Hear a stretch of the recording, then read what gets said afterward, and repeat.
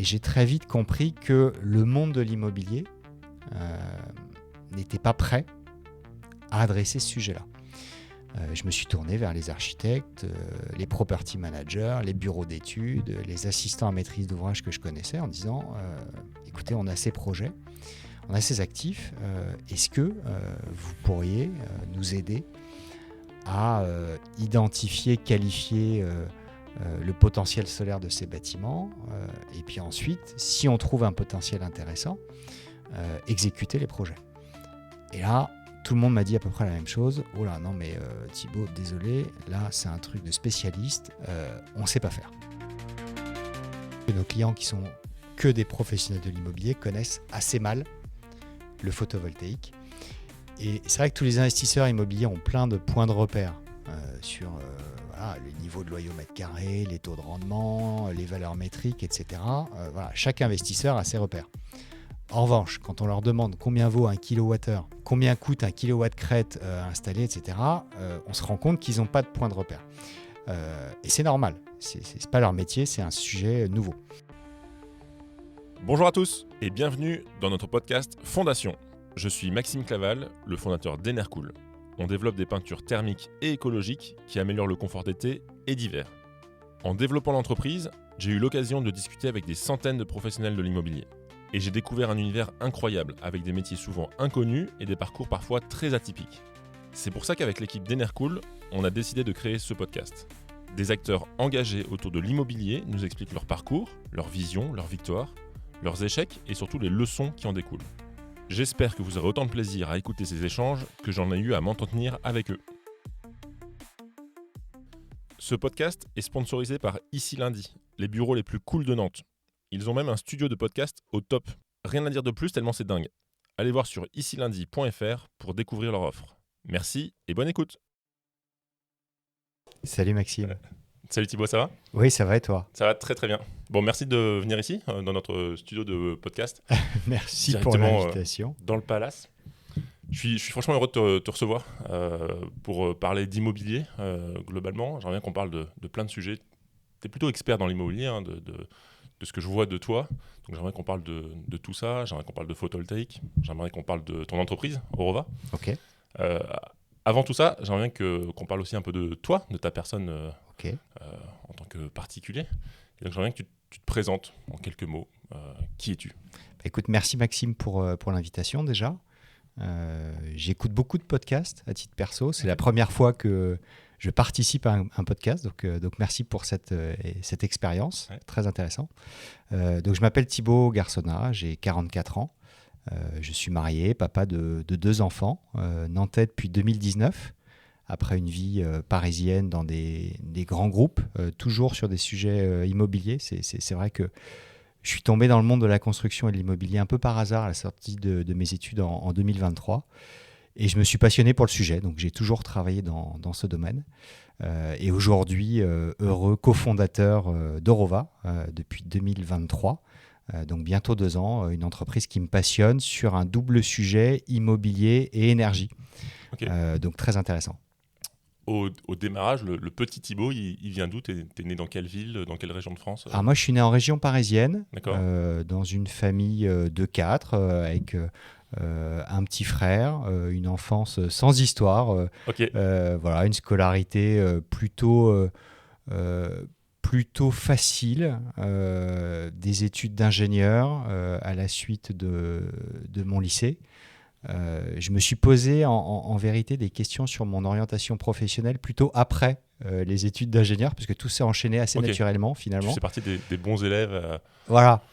Ça marchait bien pour toi. Exactement. Et tu suis le cycle globalement de. Exactement. Plutôt bon en maths, en physique. J'aimais bien ces sujets scientifiques et donc en vérité tout s'est enchaîné assez naturellement. Et puis à un moment. Il a fallu se poser la question de qu'est-ce que j'allais faire. Et je suis rentré dans le monde de la construction complètement par hasard à l'occasion de mon stage de fin d'études. Et là, j'ai découvert une industrie qui m'a beaucoup plu. Et puis ensuite, j'ai évolué avec plein de métiers très différents, mais toujours autour de ces sujets-là. Ok, ça marche. En école d'ingénieur, tu as fait quelle école d'ingénieur ? Alors, j'ai fait l'INSA de Lyon. Ah oui, très belle école. Oui, plutôt une bonne école. Aussi, t'es modeste. une spécialisation en génie industriel. Donc, tu vois l'évolution, puisque en l'occurrence, j'ai jamais travaillé dans le monde de l'industrie. Et tout ça s'est fait un petit peu par opportunité, rencontre et expérience. C'est marrant parce que je te voyais pas comme ingénieur, pour être honnête avec toi. Non mais c'est cliché ce que je veux dire, mais tu es bien habillé, bien sapé, bien rasé, tout va bien. Je te voyais plutôt comme un école de commerce, tu vois. Si je te classais, je t'aurais classé en école de commerce. Déjà, j'ai fait un effort pour... non, c'est pas vrai. Parce qu'il faut dire, pour les gens qui nous écoutent, qu'on est dans les mêmes bureaux. Je te vois souvent, tu es tout le temps très bien habillé. Donc, je te remercie pour le compliment. Mais non, on a souvent l'image de l'ingénieur mal habillé. C'est un cliché, évidemment, et les gens d'école de commerce qui est bien sapé, ce genre de choses. Et toi, tu as fait l'INSA Lyon. Enfin, moi, je suis assez impressionné comme l'INSA Lyon. Tu devais être quand même très fort. Enfin, moi, les gens que je classe... très fort, je sais pas, mais c'est vrai que les matières scientifiques m'ont toujours parlé. Il me manquait quelque chose que j'ai découvert à la fin de mes études, c'est la sensibilité un petit peu au sujet financier et business. Ok. Que j'ai mis quelques années à trouver après mon début de parcours, mais aujourd'hui, en fait, être capable de réunir dans mon travail depuis maintenant quelques années des sujets techniques, opérationnels avec les chiffres et le monde de la finance et de l'investissement, ça me passionne. Voilà. Tu as fait un métier d'ingénieur quand même au démarrage. Tes premières années, c'est de l'ingénierie pure ou tu rentres tout de suite? Non, pas vraiment. Pas vraiment. J'étais ce qu'on appelle ingénieur commercial. Ok. Donc, c'était modérément technique, on va dire. C'était chez qui? Chez Bouygues Construction. Bouygues Construction. Et ensuite, au bout de 3-4 ans, j'ai évolué dans le monde du conseil, puisqu'on était à une période où il y a beaucoup de gros contrats publics qu'on appelle les PPP, qui liaient le monde de la construction, de l'exploitation et de la finance qui se développait sur un tu peux dire? Partenariat public-privé. Et dans le détail? Donc c'est un modèle qui nous vient du monde anglo-saxon, qui consiste en fait à faire financer un équipement public, comme par exemple une prison, un stade, ce genre de choses, par des financements privés avec un contrat très long, où on va avoir un constructeur, un exploitant et évidemment une banque ou un financeur, pour être capable de faire porter par des fonds privés un équipement public avec un contrat évidemment assez complexe et ficelé sur une très longue période. Ok, ce que ça veut dire, c'est que l'organisme public, admettons une ville, elle n'a pas les fonds pour construire un stade, par exemple. Exactement. Donc elle va se tourner vers le privé, et le privé lui a un intérêt parce qu'il va faire l'exploitation, et donc il va gagner de l'argent finalement année après année, c'est ça Exactement. Et la nouveauté pour ce système-là, moi à l'époque j'étais chez Bouygues Construction, c'est que jusqu'avant, Bouygues était un leader de la construction. Donc ils savaient construire, etc. Là, le contrat leur demandait aussi un engagement sur l'exploitation pendant des durées très longues, plusieurs dizaines d'années. Et donc il fallait être capable d'intégrer dans le contrat toute la logique de coût d'un ouvrage sur la durée. Ce qui impliquait en fait des décisions parfois différentes de la logique pure de construction. Je te donne un exemple. Parfois, il vaut mieux construire avec un coût de construction plus élevé si on améliore en fait le coût sur la période, parce qu'en fait, on aura un équipement qui nécessitera moins de renouvellement, moins d'entretien, etc. Et donc, ça changeait quand même la logique de construction des dossiers. Le tout dans des appels d'offres publics assez complexes. Ça existe encore ça? Parce que effectivement, j'ai en mémoire ces PPP où j'ai l'impression qu'effectivement c'était un peu un sujet à la mode il y a quelques années. C'est encore le cas? Ça existe encore? Bien sûr. Alors je suis un peu plus loin de ces sujets-là aujourd'hui parce que c'est plus tout à fait mon actualité, mais oui, c'est un montage qui existe encore. Et les contrats qui ont été engagés, de toute façon, l'ont été pour plusieurs dizaines d'années. Donc c'est à l'occasion de ce contexte-là que beaucoup de cabinets de conseil cherchaient des compétences du monde de la construction et de l'exploitation immobilière. Et moi, j'avais travaillé sur ces deux sujets-là chez Bouygues Construction, donc à la fois chez le constructeur et également dans une boîte qui s'appelait à l'époque Bouygues Énergie et Services, qui s'appelle Equance aujourd'hui, qui était spécialisée dans la maintenance et l'exploitation des bâtiments. Donc là, je parle de ça, on était en 2007-2008 de mémoire. Et donc à partir de là, j'ai évolué plutôt sur des fonctions de conseil. D'abord dans des petites équipes immobilières au sein de gros cabinets généralistes comme Bearing Point par exemple. D'accord. Donc on était à l'époque 800 consultants en France. Moi je travaillais dans la petite équipe immobilière de 5-6 personnes, ce qui était très intéressant parce qu'on touchait un peu à tout et on gagnait vite en autonomie. Et puis j'ai évolué ensuite plutôt vers des leaders mondiaux du conseil en immobilier. Ok. Le conseil immobilier, c'est qui tes clients et c'est quoi la plus-value? Moi, j'ai du mal à comprendre ces grands groupes. Mm-hmm.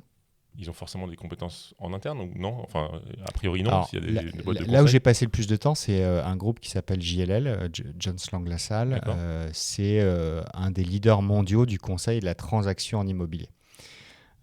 Faut imaginer que dans ces groupes-là, il y a énormément de métiers différents. Il y a des métiers de transaction, donc tu cherches à louer, acheter, vendre des locaux commerciaux, des bureaux, etc. C'est leur métier, donc ça c'est un métier de transaction comme une agence, sauf que c'est sur des actifs un petit peu particuliers. Il y a des métiers d'expertise, puisque pour des contraintes de financement, de régulation, on a aussi besoin d'avoir un expert immobilier indépendant qui valorise des actifs immobiliers. Et puis ensuite, il y a tout ce qui est lié au projet de développement. Donc ça peut être des métiers d'ingénierie, de pilotage de projet, de design, d'assistance à maîtrise d'ouvrage. Et de manière transversale, on a des métiers de conseil qui vont aider les clients à définir leur stratégie, à mobiliser les bonnes compétences pour exécuter des projets. Et donc ces clients, ça peut être soit des grandes entreprises, ce qu'on appelle les utilisateurs ou les corporates, donc c'est des grandes sociétés privées du CAC 40. Ça peut être aussi le secteur public, parce qu'il y a aussi beaucoup de mètres carrés avec tous les enjeux que ça implique.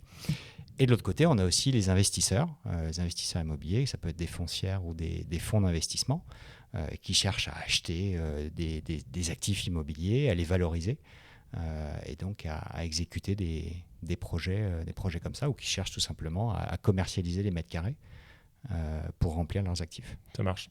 On a souvent une image du conseil où les gens travaillent beaucoup, les gens qui travaillent dans le conseil. C'était ton cas? Tu avais des journées à rallonge, à bosser comme un fou, ou non, c'était assez équilibré? À ce moment-là, tu as quel âge?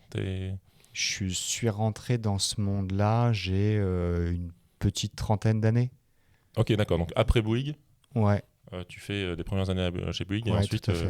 Tout à fait. Bah, c'est vrai que c'est des boîtes où on travaille beaucoup. Après, c'est jamais quelque chose qui m'a dérangé de travailler. Enfin, il y a un engagement. Après, je pense pas, en écoutant certains podcasts parfois de gens qui sont passés dans des cabinets de conseil en stratégie ou conseil en M&A. C'est pas vraiment ce que j'ai vécu non plus. On bossait beaucoup, mais j'arrivais quand même à avoir un équilibre avec une vie personnelle à côté tout à fait normale. Ça marche. Si on revient sur ta vie perso d'ailleurs, tu fais du sport, tu as des hobbies, tu fais de la musique, tu as des choses... Ouais, alors je joue du piano parfois, quand j'ai le temps. C'est pas forcément évident avec la vie de famille, mais pour me forcer, on a pris une prof de piano qui vient à la maison et qui s'occupe de tout le monde. Ah oui, c'est piano pour toute la famille. Exactement. Donc on fait un cours groupé où en fait on a un bloc d'une heure et demie le mardi. Ok. Et donc il y a un cours pour chacun des enfants et ensuite on alterne avec ma femme. Donc une fois c'est elle, une fois c'est moi. Ce qui fait que j'ai un cours tous les 15 jours qui force un peu quand même à pratiquer un minimum pour avoir à un petit peu progressé d'un cours sur l'autre. Et tes enfants, ils ont quel âge? 10 et 5 ans. Ok. Voilà. Et ils en font avec plaisir ou ça a été dur au début? Oui, alors on n'est pas du tout dans une logique où on veut les forcer, mais en fait ça se passe bien. Et alors, bon, pour ma fille de 5 ans, c'est quand même, on est vraiment sur de la découverte et du jeu. En revanche, mon fils, il est bien accroché et ça lui plaît beaucoup, donc ça c'est chouette. Ça, c'est canon. Et pour le sport, un peu la même logique. On a un rendez-vous hebdomadaire avec une coach qui s'occupe de ma femme et moi et qui nous donne aussi des objectifs et des challenges. On s'organise comme ça parce que comme ça on est sûr que voilà, l'heure de sport de la semaine elle est bookée. Ouais. Parce que sinon, en fait, le constat, c'est qu'on a toujours une priorité avec les enfants, le boulot, etc. Puis une excuse, tout simplement. Voilà. Il pleut un peu. Voilà. Allez, Et, effectivement, quand tu as un prof, au moins. Voilà. Et moi, à titre perso, j'ai besoin de ça pour être sûr que voilà, j'ai chaque semaine mon heure de sport, ma course le week-end. On sent un peu la rigueur de l'ingénieur, peut-être derrière ça. Oui, alors non, en fait, c'est justement C'est le manque de rigueur qui fait que pour ces sujets-là, il faut cadrer, sinon ça marche pas. Mais au moins, tu es conscient de ça et tu t'es fixé des règles en disant ok, bon, bah, vu que ça marche pas, je passe par la voie. Non, je fais partie des gens qui se sont abonnés à plein de salles de sport dans le parcours. J'ai été un client très rentable pour tous ces opérateurs parce que plusieurs fois, je me suis abonné à des trucs où je suis allé 2-3 fois. C'est leur business model d'ailleurs. Hein. Ouais, je suppose. C'est que les gens s'abonnent et viennent le moins possible. Je suppose. Bon, bah, donc j'étais un bon client pour tout ça. Ok. Et en sport, c'est quoi le sport? C'est un peu de muscu, un peu de course, un peu de... Non, c'est du renfo et de la course, voilà, des trucs assez simples. D'accord. J'ai une ambition de me mettre au padel parce que je trouve ça très rigolo. Ah, ouais. Mais ce qui implique quand même d'avoir un groupe assez important parce qu'il faut être à 4, etc. Donc ouais, ça, j'ai pas réussi à trouver le truc encore. Mais je te mettrai dans les groupes WhatsApp à Nantes. Ah, bah ça me plaît. Moi, j'ai 3 ou 4 groupes WhatsApp de paddle, des gens qui... Alors moi j'en ai fait une fois du paddle, moi je viens du monde du tennis, donc j'ai fait 15 ans de tennis, j'en fais encore, et je me suis un peu ennuyé au paddle, donc j'en ai fait une fois, je dis franchement les gars ça m'ennuie un peu, moi, mais j'ai pas mal de copains qui en font encore, donc je pourrais t'intégrer. Écoute, volontiers, moi j'ai fait un peu de tennis, pas 15 ans, mais j'en ai fait un petit peu, et je trouve que le paddle c'est assez ludique, et quand on joue pas souvent, l'avantage c'est que au tennis c'est quand même assez difficile, il faut vraiment jouer régulièrement, sinon on joue mal, on fait n'importe quoi. J'ai l'impression, alors j'ai joué qu'une fois, voilà, que le padel pour ça est assez sympa. C'est plus simple, c'est plus ludique, et en plus bah, du coup tu peux jouer avec des gens qui sont un peu plus forts, un peu moins forts, ça se voit pas. Effectivement au tennis c'est un niveau un peu différent d'un autre. C'est compliqué. Il y a pas de match. Là, le paddle, c'est sympa. Et puis, il y a l'après-paddle, généralement, il y a le bar juste à côté qui est très sympa aussi. Bah, ça fait partie aussi de l'expérience. Et je crois qu'en termes de business, c'est une très bonne façon aussi en fait, de rencontrer du monde. Ouais, j'ai l'impression. Et de faire des connexions. Donc, mais je te mettrai sur le WhatsApp là-dessus. Ok, merci. Ça marche. On reste un peu sur ta vie perso. Ta compagne, elle bosse aussi dans le monde de l'IMO. Elle est dans ce domaine ou... Alors, elle a travaillé dans le monde de l'immobilier. Plus maintenant. En fait, elle s'occupe d'une boîte dans le domaine du loisir. En tant que gérante d'un escape game à Nantes. Ah ouais, ok, canon. Trop bien. Ça marche ça ? Bah écoute, ça marche plutôt très bien. Okay. On est content. Alors, il s'est passé pas mal de choses dans le marché ces derniers temps. Parce qu'il y a plusieurs boîtes qui ont fermé, ce qui est le cas. En fait, il y a les difficultés du commerce de centre-ville, en tout cas à Nantes en ce moment, c'est pas évident. Les loyers ont beaucoup monté, l'accessibilité du centre-ville est pas toujours facile. Donc on voit qu'on a des sujets de fréquentation. Elle est au centre ou elle est en périphérie ? On est au centre-ville. Okay. Et en fait, il y a aussi un sujet de PGE, parce qu'il y a beaucoup de commerçants qui sont PGE, sortis. Faut que tu nous dises ce que c'est. C'est les fameux prêts garantis par l'État. Okay.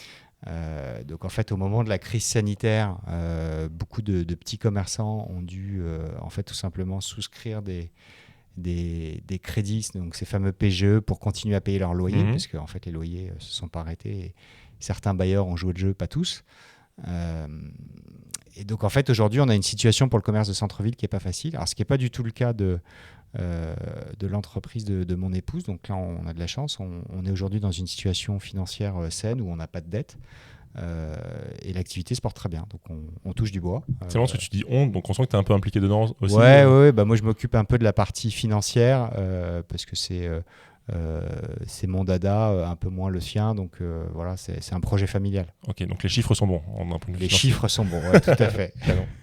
Ça marche. Justement là-dessus, donc on parlait de ton parcours professionnel. Tu rentres dans ce sujet financier assez vite, avec quand même cette casquette d'ingénieur qui te permet de te différencier parmi d'autres, ou comment tu le ressens ? Ou alors au final il y a beaucoup d'ingénieurs dans ce monde-là déjà, j'en sais rien en fait. Pas tant que ça. Pas tant que ça, ok. Pas tant que ça, et ça a toujours été un atout pour moi d'arriver avec un bagage technique, et aussi mes premières années chez Bouygues Construction où j'ai eu énormément de formation. C'est vrai que Bouygues est une très bonne école, donc il y a tout un parcours pour les jeunes ingénieurs qui rentrent dans la boîte sur comment on construit un bâtiment, qu'est-ce que c'est que le gros œuvre, les fondations, l'étanchéité, etc. Et ensuite, comme j'ai en plus la chance d'avoir eu 2 vies chez Bouygues Construction, côté constructeur et côté exploitant, je suis sorti de là avec à la fois un parcours académique d'ingénieur et des formations opérationnelles qui m'ont beaucoup servi, et encore maintenant. C'est canon, ça. Donc ça a toujours été un atout pour moi. Ouais.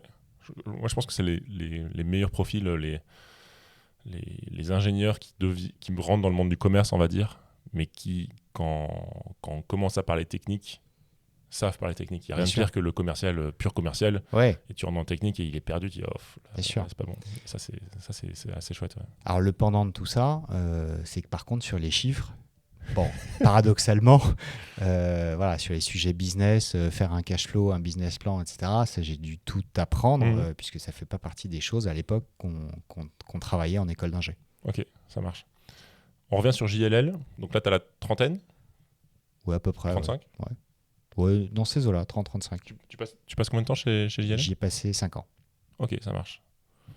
Ensuite, tu fais quoi? Eh bien, ensuite, on quitte Paris et on s'installe à Nantes en 2019 en famille. Donc ça, c'était un projet personnel et une volonté qu'on avait depuis longtemps. Nantes, tu connaissais, tu avais de la famille. C'est quoi la raison qui te fait venir à Nantes et pas Rennes, pas Bordeaux, pas Lille, pas... Alors, on a envisagé plusieurs villes. On hésitait, d'ailleurs, on a beaucoup hésité entre Nantes et Bordeaux. On connaissait finalement pas tellement la ville de Nantes. En revanche, on avait des attaches familiales sur la côte, pas très loin. Donc c'est surtout ça qui nous a poussés vers Nantes.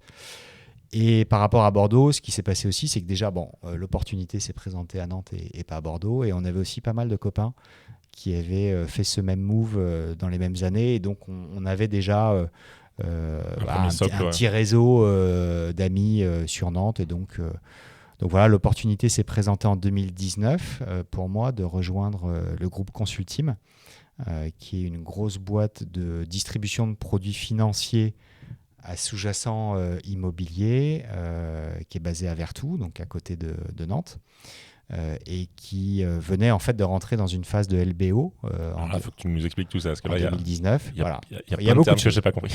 Ok. Des produits financiers. Alors, Consulteam, son métier historique, c'est pour le compte de promoteurs immobiliers. Les gens qui construisent des immeubles.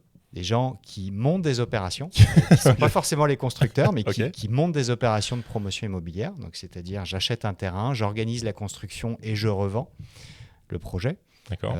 Idéalement, je fabrique une marge au passage. Voilà, ça, c'est l'objectif de la promotion.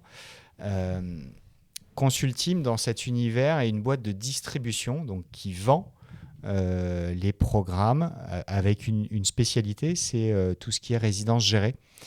Donc les résidences services seniors, les résidences étudiantes et les résidences de tourisme, que ce soit du tourisme d'affaires ou du tourisme de loisirs à la mer et à la montagne. D'accord.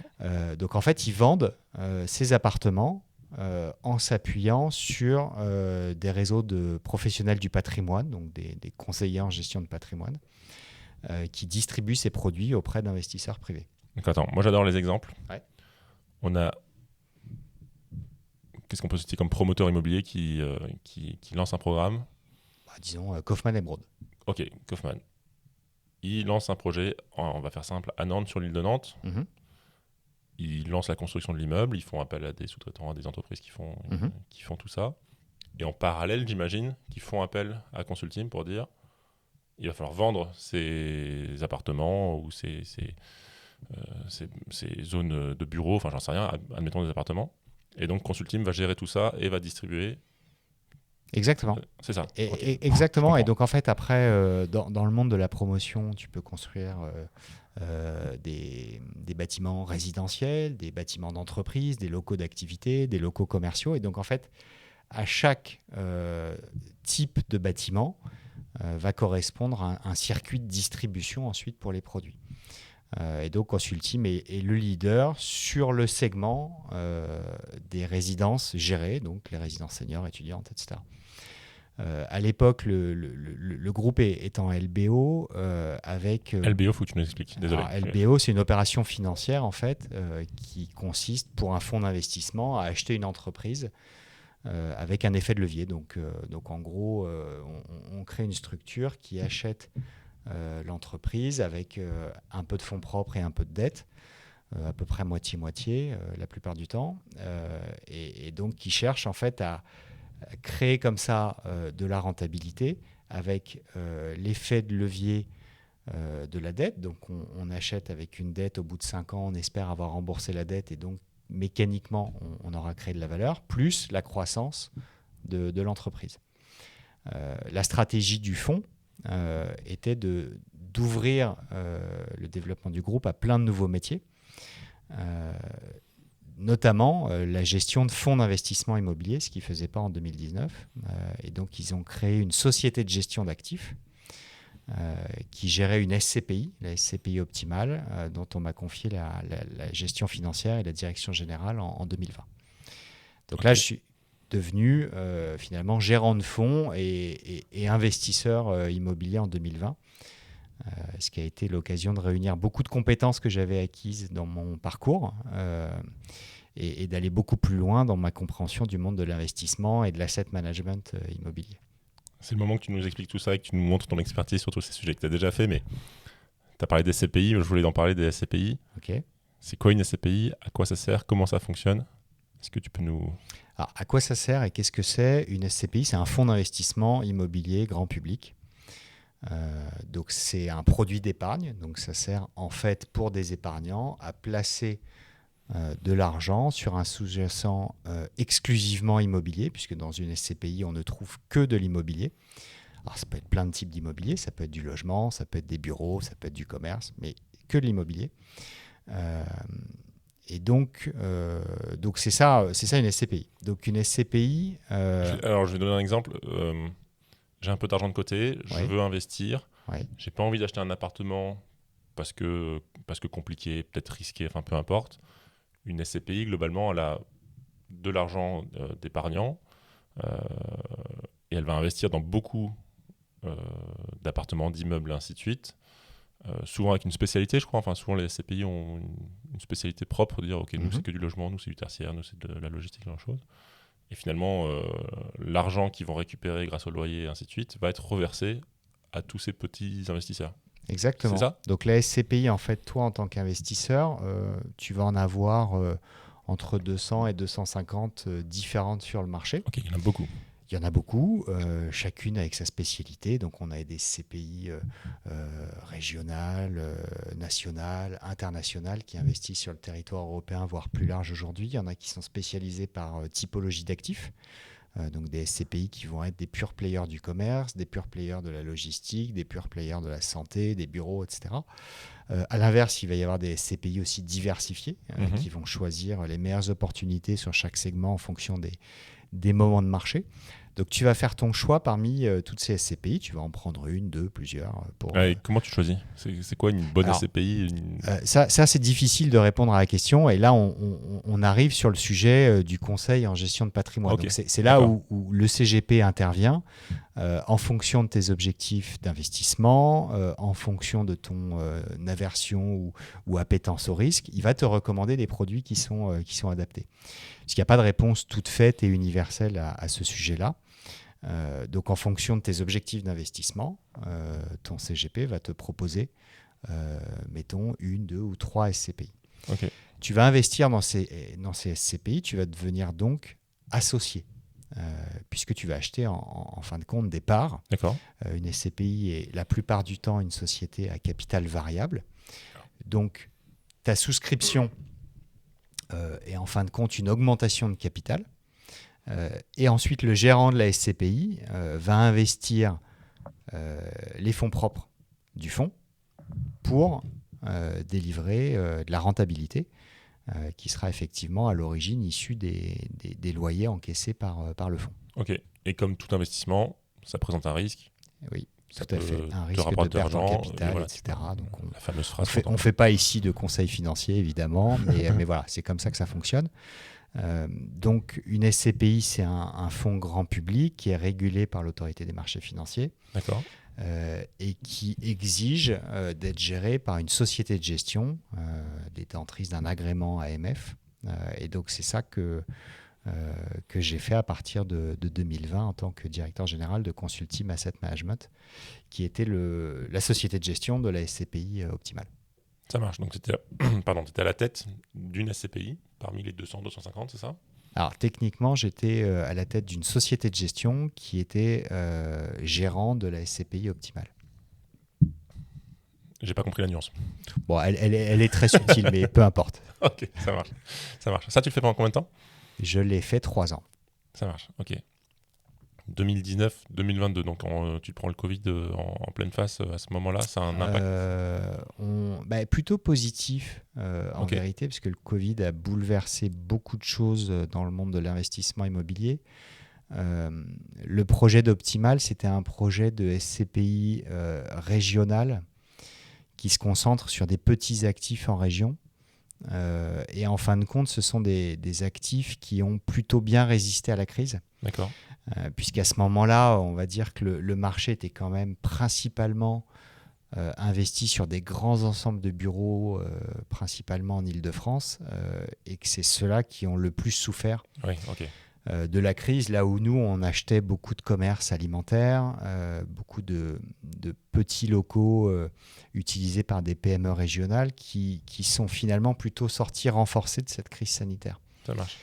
Pourquoi tu te places sur des... Enfin, là, par exemple, l'exemple que tu donnes, c'est SCPI régional. C'est quoi l'intérêt d'être régional? C'est parce qu'il y a des investisseurs qui se disent moi, je suis breton et j'aime bien investir dans du breton, ou c'est une stratégie purement financière de dire... ou parce qu'il y a des banques derrière qui financent aussi une partie? Enfin, j'en sais rien. En fait, derrière chaque SCPI, il y a une stratégie d'investissement qui nécessite des compétences particulières. Mmh. Et donc ça, derrière, chaque société de gestion développe finalement son tour de main opérationnel pour être capable d'investir et de gérer une certaine typologie d'actifs. C'est pas pareil d'investir et de gérer des petits locaux en région que des grands ensembles d'entrepôts ou de bureaux. Voilà, ça se source pas de la même manière. Donc derrière, il faut être capable de trouver les opportunités d'investissement. Ensuite, les contraintes de gestion ne sont pas non plus les mêmes. Et donc, c'est là où intervient finalement la spécialité de chaque gérant. Chaque stratégie d'investissement va avoir des objectifs de performance qui seront un petit peu différents aussi, puisque on a parfois plus de rentabilité, souvent parce qu'il y a plus de risques, puisque les deux sont naturellement corrélés. Et donc, en fait, chaque investisseur va se forger sa conviction par rapport à telle ou telle thèse d'investissement. Et finalement, souvent, choisir plusieurs véhicules pour mutualiser les risques avec plusieurs stratégies d'investissement qui vont être complémentaires. Ça marche. Tu as parlé de gestion des bâtiments. Une SCPI, elle gère les bâtiments ou elle le sous-traite? Je ne sais pas c'est quoi le bon terme, mais il y a peut-être d'autres acteurs aussi qui... Il y a plusieurs façons de faire. Il y a évidemment derrière toute une industrie de la gestion et de l'exploitation des bâtiments. Il n'y a pas d'obligation. La SCPI, évidemment, est propriétaire des actifs, donc elle en a la charge de l'exploitation. Ensuite, certaines le font en interne, d'autres sous-traitent cette activité auprès de property managers. On a bien les termes anglais. Ouais, c'est beaucoup d'anglicisme, je suis désolé. Mais, non, c'est très bien. Le but, c'est de comprendre. Mais voilà, donc après, chacun a sa façon d'opérer. Et donc, les property managers sont des entreprises qui gèrent au quotidien finalement des immeubles, que l'ascenseur fonctionne et que... Exactement, qui font de la gestion locative. Donc, il y a une partie comptable qui est censée encaisser le loyer. Ensuite, il y a une partie technique, puisqu'évidemment, il faut prendre en charge tous les sujets techniques liés à l'entretien du bâtiment, aux travaux organisés, etc. Ça marche, canon. On recevra bientôt Karl de Solaris Gestion, qui est un property manager qui nous parlera spécifiquement de son métier et de son activité. Ok, donc là, tu as un bon poste, tu es directeur d'une SCPI, avec quelques nuances. C'est ton dernier métier avant de monter Aurora? Exactement. C'est quoi le déclic? C'est quoi le moment où tu dis là, il faut que je monte ma boîte. Est-ce que c'est un truc qui a 15 ans? Est-ce que c'est un truc qui s'est passé assez vite? Comment ça se met en place tout ça? Alors, je crois déjà que c'est un truc que j'ai toujours eu en moi, cette envie d'entreprendre, avec plein d'idées que j'ai eues, peut-être quelques-unes de bonnes, beaucoup de mauvaises, mais voilà, j'ai toujours eu envie de créer une boîte et d'être indépendant. Quand tu dis toujours, c'est quoi? C'est même petit, tu avais déjà un peu ce sujet ou... Petit, je sais pas, mais déjà en école d'ingénieur, je réfléchissais à des choses, j'ai tenté 2-3 trucs qui se sont jamais concrétisés, mais déjà à ce moment-là, j'avais cette envie et j'étais très attiré par l'indépendance et l'entrepreneuriat. Ça vient d'où ça? Tu as des parents entrepreneurs? Pas du tout. Okay. Je sais pas d'où ça vient, mais c'est comme ça.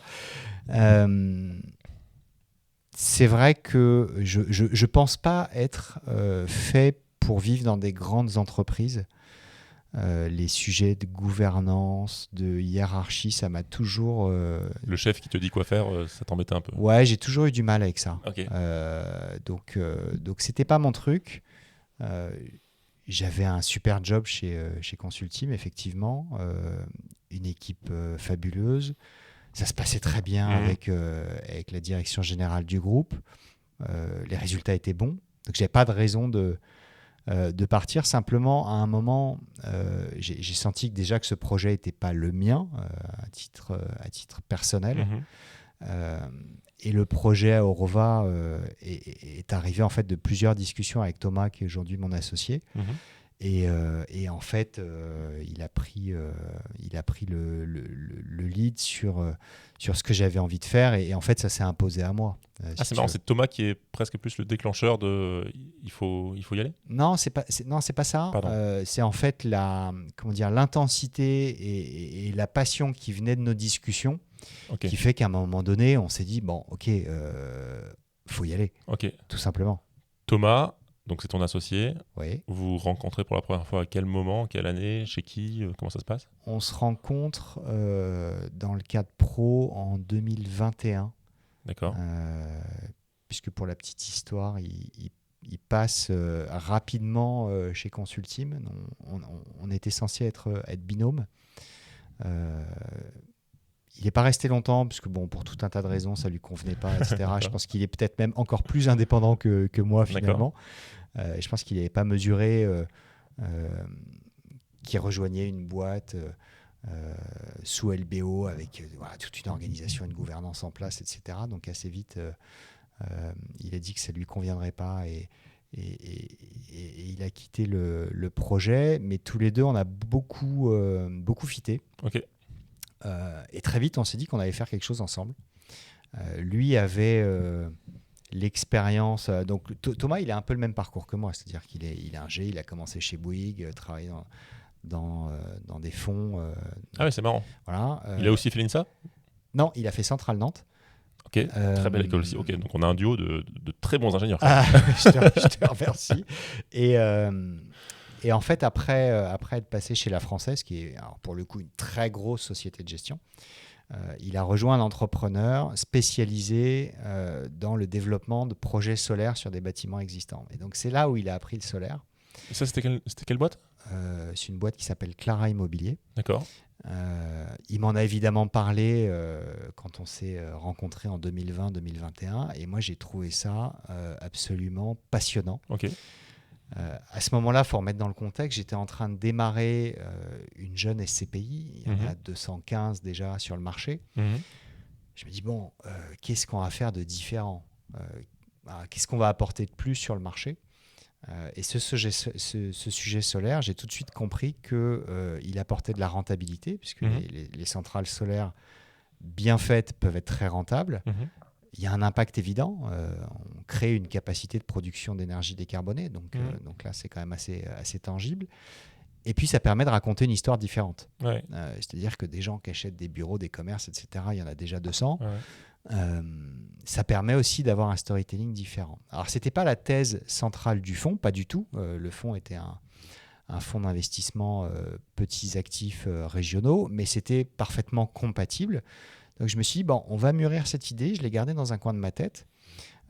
Et donc, avec l'équipe, on a acheté des bâtiments qui pouvaient se prêter à cette thèse d'investissement, c'est-à-dire des locaux d'activité, donc des sites entre 5 et 10 000 mètres carrés, de stockage, de petits ateliers, etc. Donc ça, chez Consulting, non? Chez Consulting, Ok, d'accord. et des locaux commerciaux. D'accord. Et là, j'ai commencé mon process un peu personnel d'essayer de trouver des solutions pour développer des projets solaires sur ces bâtiments. D'accord. Donc j'ai rencontré tout un tas de gens et j'ai très vite compris que le monde de l'immobilier n'était pas prêt à adresser ce sujet-là. Je me suis tourné vers les architectes, les property managers, les bureaux d'études, les assistants à maîtrise d'ouvrage que je connaissais en disant écoutez, on a ces projets, on a ces actifs, est-ce que vous pourriez nous aider à identifier, qualifier le potentiel solaire de ces bâtiments et puis ensuite, si on trouve un potentiel intéressant, exécuter les projets. Et là, tout le monde m'a dit à peu près la même chose. Oh là, non, mais Thibaut, désolé, là, c'est un truc de spécialiste. Va voir les mecs du solaire. On ne sait pas faire. D'accord. Bon.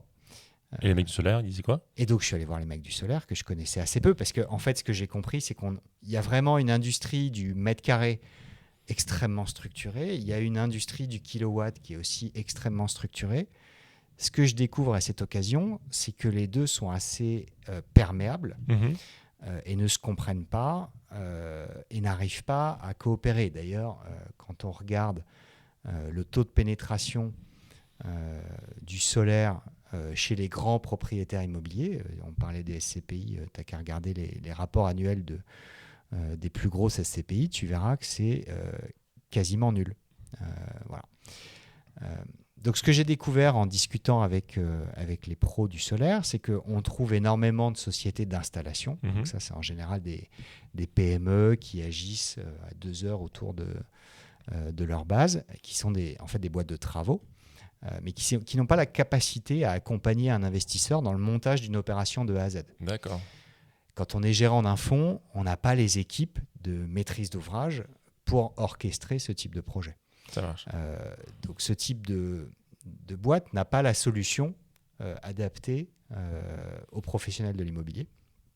Et ensuite, on trouve des développeurs solaires qui sont là des sociétés spécialisées dans le développement de A à Z de projets photovoltaïques, mais qui systématiquement viennent avec une offre de financement qu'on appelle du tiers investissement. Donc en fait, ce qu'ils disent, c'est on va être capable de faire le projet sur vos actifs.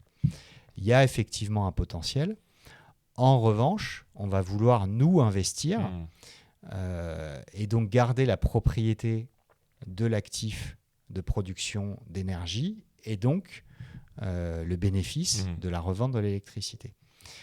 Le marché du solaire est structuré comme ça parce qu'en fait, il a démarré d'abord dans le monde de l'agriculture et que souvent les agriculteurs ne sont pas des acteurs faciles à financer. Et donc, le business s'est construit autour d'une logique de financement intégré, de tiers investissement. Et donc, tu te retrouves en fait face au problème. C'est la meilleure thèse d'investissement, de création d'entreprise, pardon. C'est quand tu as toi-même le problème et que tu crées toi-même ta solution. En fait, tu dis, bon, ok, là, Exactement. C'est exactement ce qui s'est passé. C'est-à-dire que j'ai constaté qu'il y avait de la rentabilité puisque beaucoup de tiers investisseurs me faisaient des propositions. Donc, si tout le monde entre en compétition pour essayer de faire ces deals, c'est qu'il y a forcément une thèse d'investissement qui fonctionne quelque part. En revanche, ils agissent en tant qu'investisseurs eux-mêmes. Et donc, quand un investisseur va voir un autre investisseur en disant bah, « écoute, j'ai envie d'investir sur ton actif et de garder la création de valeur associée », forcément, ça ne fonctionne pas. Et donc, c'est pour ça qu'on a créé Orova avec Thomas, qui a une mission simple, c'est en fait d'adresser le sujet et le segment de marché des professionnels de l'investissement immobilier. Donc, on travaille exclusivement avec des foncières ou des fonds d'investissement pour en fait les aider à engager et réaliser des projets d'investissement dans le solaire sur leurs actifs. On va parler d'Orova. Oui. Tu viens d'utiliser un terme foncière. Oui. On n'a pas précisé ce qu'était une foncière. Et vu que tu es un peu mon spécialiste immobilier, j'ai envie de te demander, c'est quoi une foncière immobilière? Alors, pour caricaturer un petit peu, c'est vrai que dans nos clients, on va avoir deux types d'acteurs. On va avoir des foncières et des fonds. La différence entre les deux, c'est que la foncière investit ses fonds propres. Son argent. Son argent. Donc, ça peut être des foncières privées, des foncières cotées. Enfin, voilà, les fonds propres peuvent venir de plein d'endroits différents, de plein de sources différentes, mais la foncière investit ses fonds propres. Le fonds d'investissement collecte ou lève des fonds propres et en fait investit les fonds propres de quelqu'un d'autre, finalement. Et la société de gestion est payée pour gérer ce fonds d'investissement puisque c'est son métier. Ça marche. À la fin, dans les deux cas, on est face à un propriétaire d'actifs, souvent d'un portefeuille d'actifs assez important, qui peut être très important, et qui a intérêt à créer de la valeur sur ses actifs. Et donc le solaire est pour eux un outil à la fois de réponse aux obligations réglementaires, puisqu'aujourd'hui il y a beaucoup d'obligations réglementaires sur le sujet de l'énergie, et donc il y a des obligations de solarisation pour les parkings et les toitures. Et donc on les aide à faire tout ça. Ok, ça marche. J'aime bien le moment de l'idée. Moi, j'aime bien ce moment où tu le disais, ça fait 15 ans, 20 ans que tu avais ce sujet de vouloir monter une boîte. Là, tu rencontres Thomas, tu dis, vous discutez, ça fit bien, vous parlez de photovoltaïque, et ce que tu me dis, c'est que vous voyez le problème. Ok, là, il y a un truc à faire. Il se passe combien de temps entre tu as le constat, tu as l'idée qui, j'imagine, reste en tête jour après jour. Enfin, moi, je sais que quand j'ai créé Enercool, c'était vraiment, c'est-à-dire, l'idée, elle sort pas, quoi. Des fois, il y a des idées, elles viennent, puis 3 semaines après, pouf, elles partent. Oui, il y en a plein. Voilà, mais celle-ci, elle reste. Celle-ci, elle reste. Il s'est passé pas mal de temps. Je dirais entre 1 à 2 ans avant qu'on crée la boîte. Parce qu'Aurova a eu plusieurs vies avant son lancement, et le projet, on l'a d'abord vu comme un projet de foncière. C'est-à-dire qu'avec Thomas, on s'est dit, on va créer une foncière. On va créer une foncière, on va plutôt racheter une foncière. C'est ambitieux. Ouais. Mais pourquoi pas, mais ouais, ok. Ouais, c'est ambitieux. L'idée, c'était de racheter un petit portefeuille de locaux d'activité dans la région, plutôt obsolescent. Il y en a beaucoup sur le marché quand on se promène dans les zones d'activité autour des grandes villes. Il y a pas mal de locaux un peu dans leur jus, qui sont plus totalement adaptés à la trajectoire et au monde de l'investissement d'aujourd'hui. Avec un effet générationnel, si tu veux, de beaucoup de propriétaires qui ont acheté ces locaux pas très chers il y a quelques dizaines d'années, qui arrivent aujourd'hui à un moment de leur vie où ils sont plutôt vendeurs. Et donc voilà, c'était la première façon dont on voyait Aurova. Attends, juste comment parce que donc une foncière, ce que tu m'as dit tout à l'heure, c'est la foncière qui investit, qui achète. Oui. Donc toi, Thibaut et Thomas, je sais pas, ça coûte cher quand même. Alors ça coûte cher, mais ça se finance. Ah, mais quand tu démarres de zéro, dire bonjour. Ouais, alors si. Tu peux aller voir des banques et dire on a besoin de, je sais pas, plusieurs millions d'euros. Le solaire, il faut comprendre que c'est quand même un atout pour le financement, puisqu'aujourd'hui les banques, la plupart des grandes banques, se sont donné des objectifs importants dans le financement de la transition énergétique. D'accord. Et donc, en termes de financement, quand on met de l'énergie renouvelable dans un projet, c'est plutôt une bonne nouvelle pour le financeur. D'accord. Donc, ça donne aussi des outils pour optimiser le financement et donc l'usage des fonds propres. Bon, ce qui s'est passé sur ce sujet-là, c'est qu'au moment où on a eu cette idée, c'est le moment où les taux d'intérêt ont grimpé en flèche. Et donc là, clairement, le business plan ne tournait plus. D'accord. Et donc, on a envisagé une autre façon. Le fameux pivot dont toutes les startups parlent. De créer Aurova, c'est d'en faire un fonds d'investissement. Après tout, on vient de ce monde-là tous les deux. On s'est dit, mais pourquoi pas créer un fonds ? On n'avait pas vraiment envie de créer une société de gestion, parce qu'on sait aussi ce que c'est que le poids de la conformité, de la régulation, etc. C'est pas quelque chose qui nous attirait particulièrement. C'est assez compliqué de monter une société de gestion d'actifs. Donc on s'est dit, on va aller voir des gérants et on va leur proposer de s'associer pour créer un fonds immobilier et solaire. D'accord. Donc c'est ce qu'on a fait. On a fait un petit tour de piste où on est allé voir des très belles sociétés de gestion, plutôt leaders dans la profession, en leur proposant l'idée d'un fonds qui ne s'appelait pas Orova à l'époque, mais c'était clairement cette idée-là. On a eu un accueil extrêmement favorable de quasiment tout le monde, sauf qu'à la fin, on s'est rendu compte que faire ça dans une société de gestion leader impliquait la perte de l'indépendance. T'en as un, mais tu le fais pas avec 3 ou 4, quoi. Voilà, C'est ça et puis surtout, ok, tu es associé au capital, mais pas forcément majoritaire, et puis pas tout seul. Donc on s'est beaucoup posé de questions, parce qu'on a eu plusieurs propositions pour avancer sur cette piste-là. Puis à la fin, on s'est dit, non, mais en fait, c'est pas ça qu'on veut. Et à chaque fois, nos interlocuteurs nous disaient, mais c'est génial, il y a de la création de valeur à aller chercher, il y a une belle histoire, c'est dans l'air du temps, mais pourquoi vous vous occupez pas de nos actifs ? Commencez par ça. Et donc, au bout d'un moment, on s'est dit, bon, nous, ce qu'on veut, le plus important pour nous, c'est d'être indépendant. Et donc, effectivement, on a structuré Orova comme une boîte de conseil pour cette raison-là, parce que ça nous permet effectivement de garder complètement le contrôle de la boîte avec Thomas. Et donc, ce cheminement-là a duré 1 an et demi, 2 ans. Et on a lancé ça fin 2023.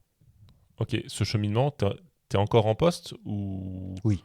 Ok, d'accord. Oui, d'ailleurs, quand on a créé la boîte, j'étais encore en poste. Tout a été fait en transparence avec mon employeur. Génial, c'est pas toujours le cas.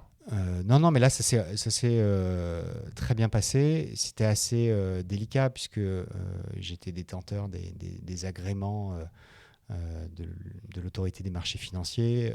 Voilà, donc dans un cadre très régulé. Donc en fait, le deal était assez fair. C'était de dire, je vais partir parce que j'ai un projet entrepreneurial qui n'est pas du tout concurrent de l'activité de la boîte, donc c'est pas tellement une difficulté. J'ai besoin d'un peu de temps encore pour finir de préparer ce projet-là.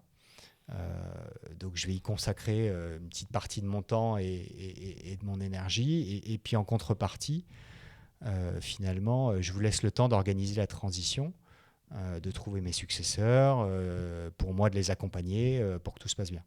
Et donc c'est comme ça que ça s'est passé. Donc cette transition-là a duré à peu près 6 mois. Et donc on s'est retrouvés ici au Palace en mai 2024, full-time, pour vraiment lancer Orova. Ok.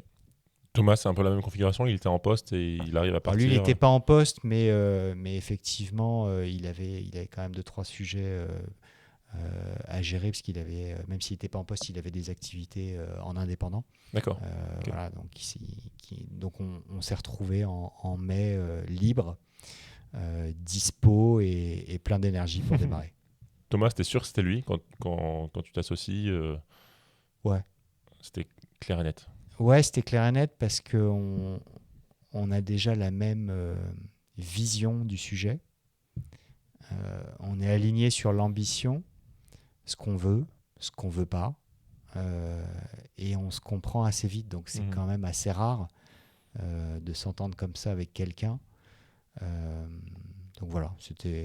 Ça, en tant que voisin de bureau, puisqu'encore une fois on travaille dans les mêmes locaux au Palace à Nantes, vous avez l'air d'être très complémentaires et vous êtes souvent ensemble et ça a l'air de fitter parfaitement. En tout cas, c'est vrai qu'on passe pas mal de temps ensemble, ouais. donc c'est mieux qu'on s'entende bien. non, mais ça se ressent quand on vous voit, on sent que c'est fluide, quoi. C'est assez chouette. Ok, ça marche.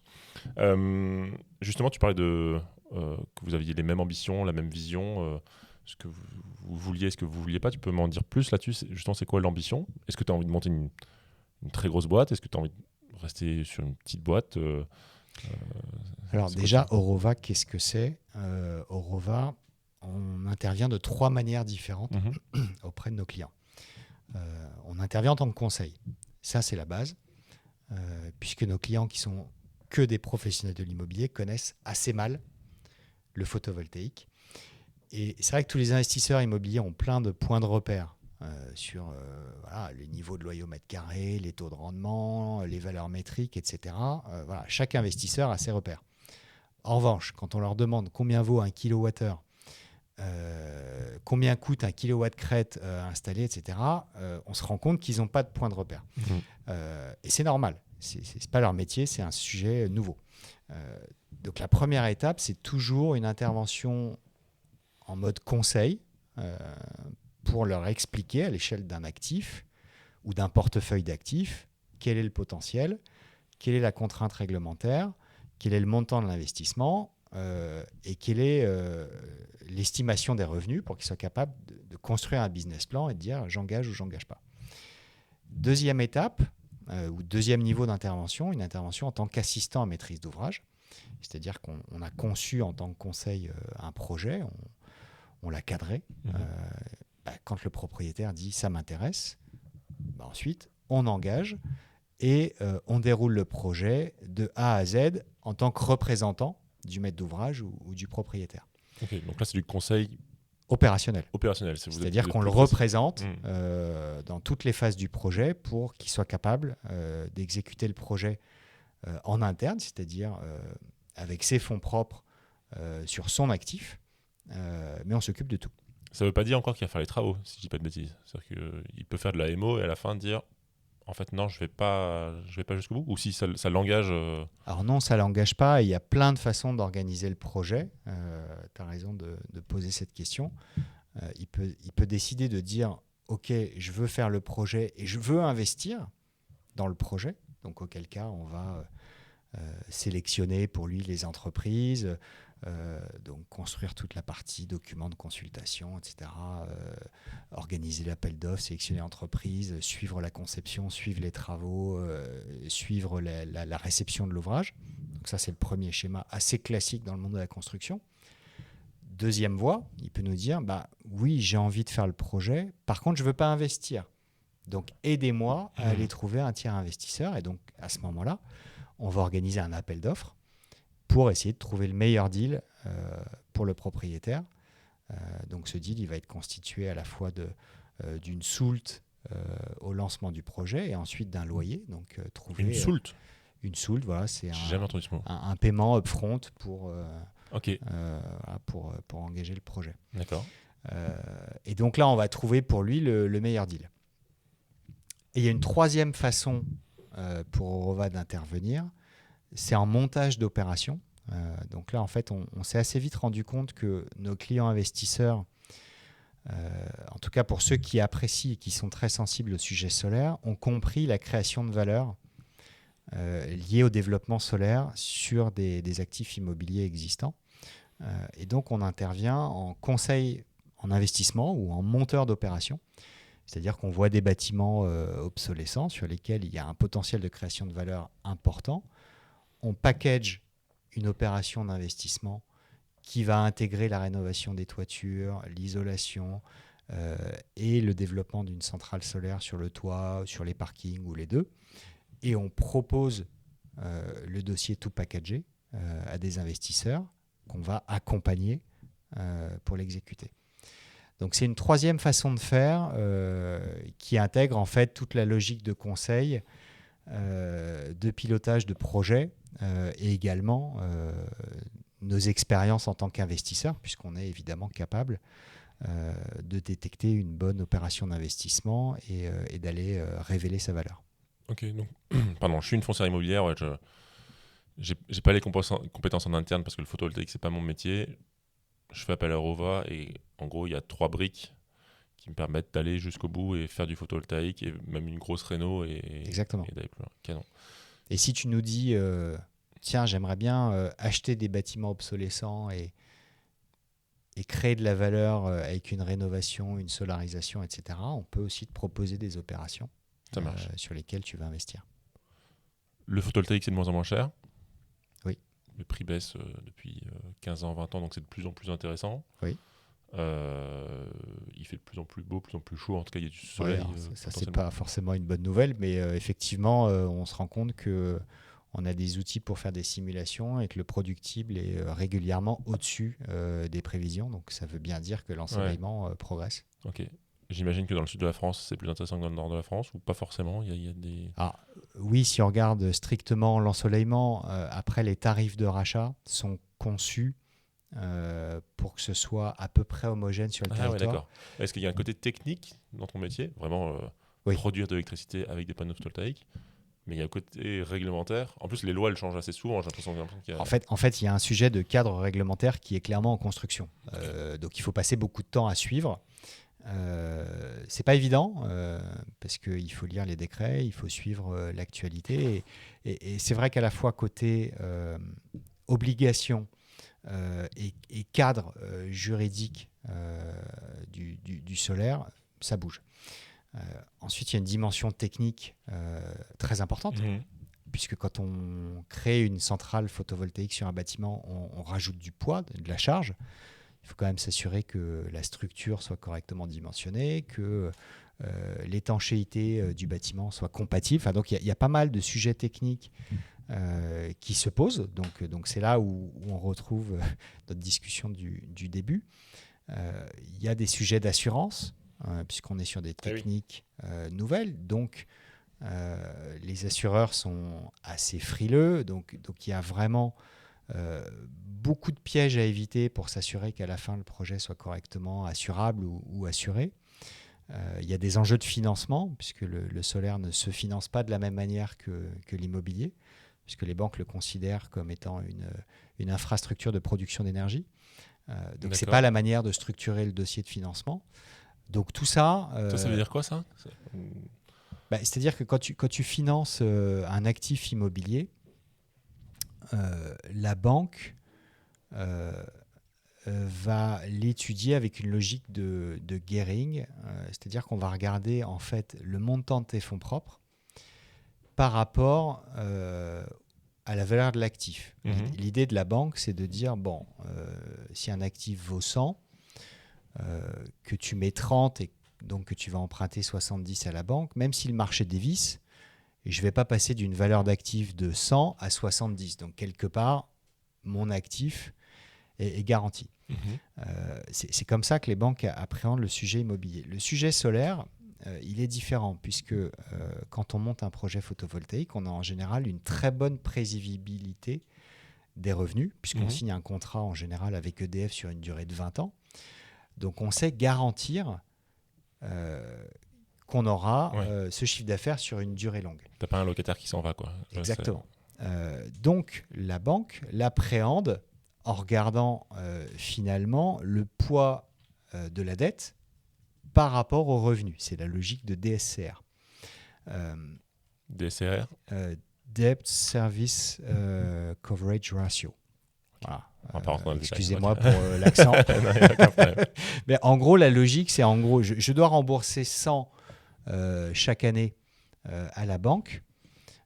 Il faut que je sois capable de justifier que je vais avoir 110, 115, 120 de revenus. Comme ça, la banque est à l'aise. Donc, c'est comme ça que se finance le photovoltaïque, en tout cas sur les gros projets. Et donc, c'est une manière d'appréhender le sujet qui est complètement différente. Donc, si tu veux, au niveau technique, assurance, financement, juridique, il y a beaucoup de choses qui sont quand même assez différentes de l'immobilier. Et donc, c'est ça qu'on apporte à nos clients, c'est être capable de naviguer dans toute cette complexité-là pour monter un projet.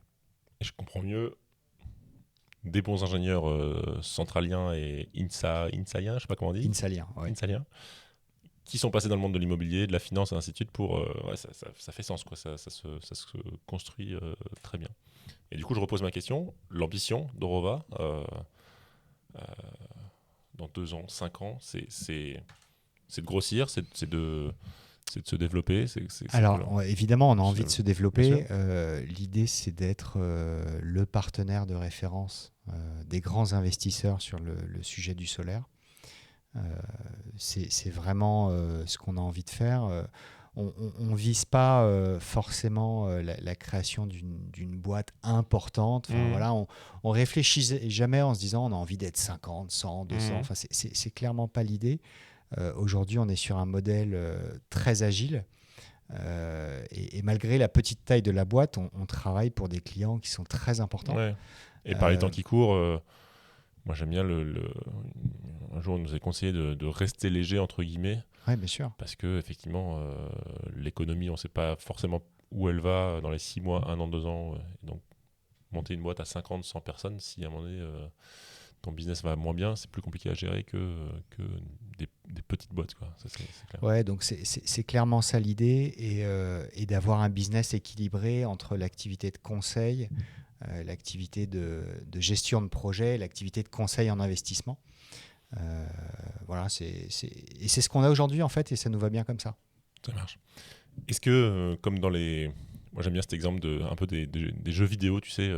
Est-ce que tu as un boss de fin, tu vois, est-ce que tu as un client où tu pourrais dire, OK, une fois que j'ai signé avec ce client ou une fois que j'ai fait ça, je sais pas, mettre du photovoltaïque, je sais pas où, Aurova, c'est bon, je peux m'arrêter ou en tout cas, je suis entièrement satisfait. Je te donne un exemple. Enercool avec nos peintures blanches.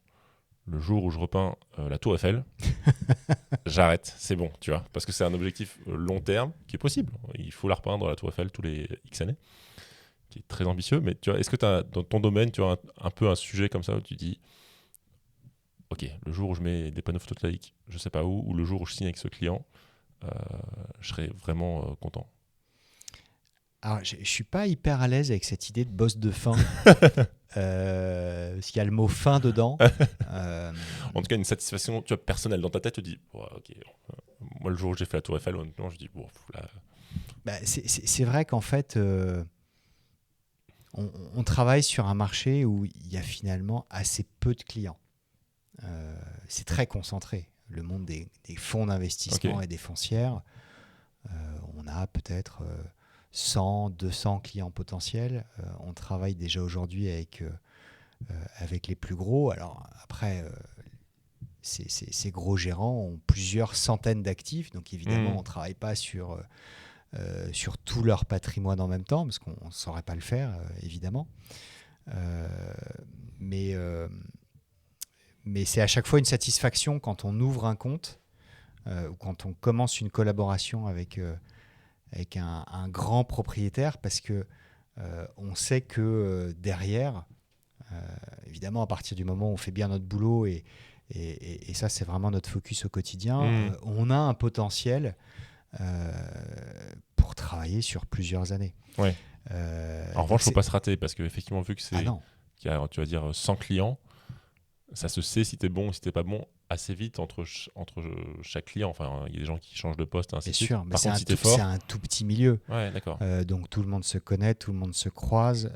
Donc c'est pour ça que, en fait, il y a beaucoup de sujets sur lesquels on nous sollicite, où on décline. Je te donne un exemple. Quand un client nous appelle pour qu'on fasse une étude sur un bâtiment où, de toute évidence, on sait qu'il n'y a aucun potentiel photovoltaïque, on le dit tout de suite. Ouais, la transparence, c'est hyper important. L'idée, c'est pas d'engager des études pour faire des études. On ne fait des études que si nous-mêmes, on pense qu'elles ont un intérêt. Alors la chance qu'on a aujourd'hui, c'est qu'on a finalement quasiment trop de boulot par rapport à ce qu'on est capable de faire. Donc on essaie de se soigner en recrutant. Mais voilà, on n'est pas dans une situation où on est en stress sur le business et la prise de commande. Donc on fait extrêmement attention à choisir les projets sur lesquels on intervient pour vraiment se mettre nous-mêmes dans une situation d'apporter de la valeur. Si toi tu es notre client et qu'on va te faire 3 fois une étude qui sera juste et très bien faite, qui aboutit à la conclusion qu'il n'y a rien à faire sur ton actif, je fais un peu la tête. Bon, bah, tu seras déçu. Donc en fait, on préfère nous investir un peu de temps pour fouiller un petit peu dans ton patrimoine et trouver le sujet sur lequel on va vraiment t'apporter de la valeur. Et te dire, non, bah Maxime, travaillons sur celui-là, parce que sur celui-là, on a un truc vraiment bien à faire.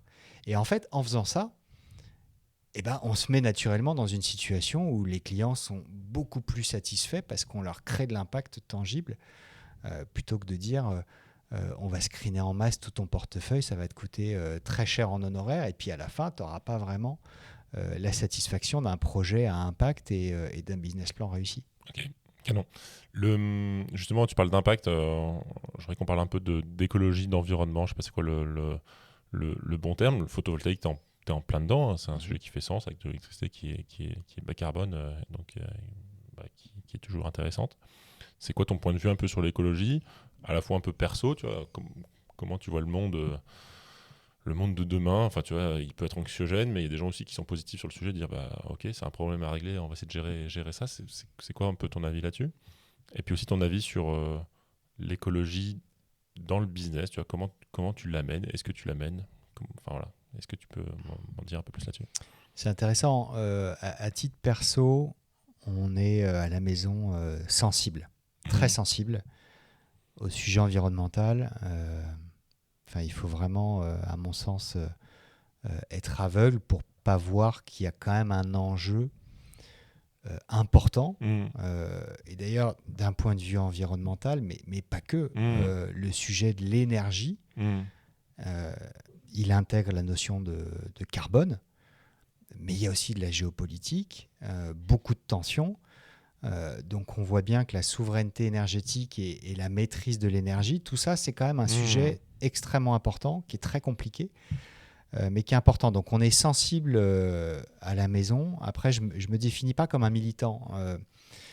Et d'ailleurs, c'est peut-être ce qu'apprécient nos clients. Plusieurs nous le disent. On n'est pas là pour faire du solaire à tout prix. On est là avec une logique d'investisseur pour créer des projets qui ont du sens d'un point de vue financier et évidemment impact. Mais d'abord financier, parce qu'on est quand même convaincu que ce n'est pas sous la contrainte que le monde de l'investissement va agir. Ce n'est pas comme ça que ça marche. Il faut trouver de la rentabilité. Ouais. Et la bonne nouvelle, c'est qu'il y a des solutions écologiques qui amènent de la rentabilité. Voilà, et c'est là que l'optimisme entre en compte, parce qu'en fait, pour faire simple, on sort d'un cycle où la création de valeur en immobilier nécessitait pas grand-chose. Il suffisait, alors je caricature volontairement, mais il suffisait d'acheter un actif, d'encaisser les loyers, on avait l'indexation des loyers, donc tous les ans les loyers augmentaient, et puis en parallèle les taux étaient à la baisse. Et quand un taux d'intérêt baisse, forcément la valeur de l'actif monte. Donc on sort d'un cycle où l'immobilier passif crée de la valeur. Ça ne veut pas dire que tout le monde était passif, mais c'est dire que même en étant passif, on pouvait créer de la valeur. Aujourd'hui, ce n'est plus le cas. Les taux d'intérêt ont remonté. On est face à énormément d'obligations réglementaires pour les propriétaires. Donc il y a le sujet solaire, mais pas que. Il y a le sujet de la consommation énergétique, du pilotage de l'énergie. Le décret tertiaire, le fameux. Voilà, donc il y a énormément de choses. Donc on est dans un cycle où en fait l'immobilier et l'investissement immobilier est devenu beaucoup plus compliqué qu'avant.